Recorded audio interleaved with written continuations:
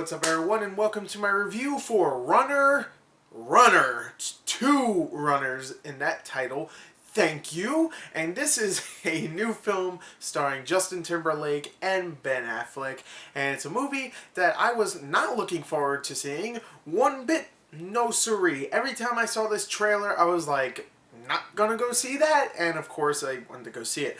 But it looked lame, it really did. I was not looking forward to it one bit, and especially since it's been getting terrible reviews. So, you know, I'm just gonna make this intro short. Let's get into the movie review with the story. Alright, so the story for Runner follows Richie First, played by Justin Timberlake, who is a Princeton college student who just can't quite pay the bills of the college. I mean, he has like $20,000 due in a week and $60,000 just to graduate from the school, and he barely has any money. So he decides, you know what?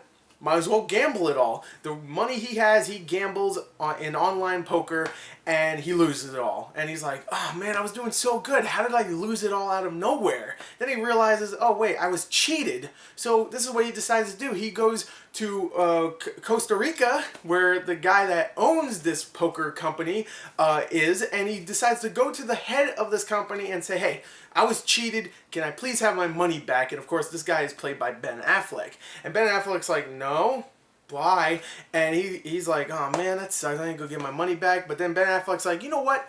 I could actually use you. Here's your money back, but if you want more, work for me and I'll get you to do some stuff for me. You know, whatever, you know, math stuff, numbers and stuff. You do that. You like numbers, right, boy? And Justin Timberlake's like, yeah, because he was in, what was he in? He was in NSYNC, right? Yeah, he sings. So he said it like that.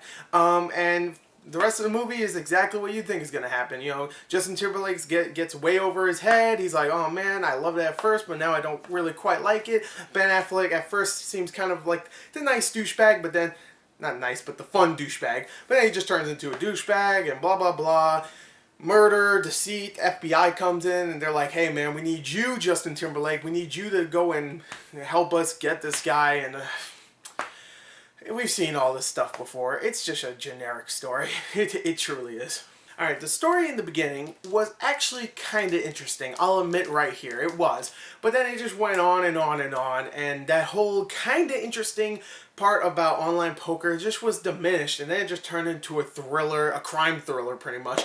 And it was so generic. We've seen movies like this so many times. The dialogue itself is pretty terrible, to be honest. I mean, there's some funny parts here and there, but for the most part, it's terrible. The acting isn't especially good either. Justin Timberlake, while he's not terrible here, he's just not a very interesting main lead. And I still haven't seen a movie besides Social Network where I can just see his talent. But, you know, I mean, guy can sing, I guess, sure, but I haven't seen a movie yet, besides Social Network, where he is actually very good. And, you know, Social Network, he was good, but he wasn't the lead character. I want to see him in a lead role where he actually just emotes, and it just does something that is actually praiseworthy. I don't know, he's just not that great in this film.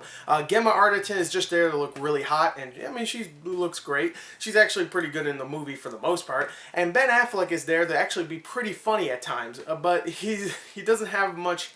He doesn't feel like a real villain. I mean, he is the villain of this film, and he doesn't feel like a real one. He's just there to be funny sometimes and, you know, kick someone into a pool of freaking crocodiles and then go, I'm goofy, I'm funny. And he doesn't feel like a real villain. He just feels like a stock villain. I mean, he's fun. He is. He's having a good time in the role. He has a lot of funny moments, but for the most part, he's just there. And Anthony Mackie, who plays the FBI agent, is really good also. He's actually very funny, but again, his character is so generic. We've seen that kind of FBI agent who is just like making fun of the main character or something, or like saying witty things here and there. You know, he's never serious about his job, even though he is, but he always just cracks jokes. You know, we've seen characters like that before, and there's nothing interesting about this film besides the first like 10 minutes. That's it. When it was like in the beginning, I was like, okay, this is kind of interesting, but then it just went off the walls, and it was just getting more ridiculous and more ridiculous. I mean, for the most part, it's well shot. There's some good camera work here and there, you know, cinematography, whatnot.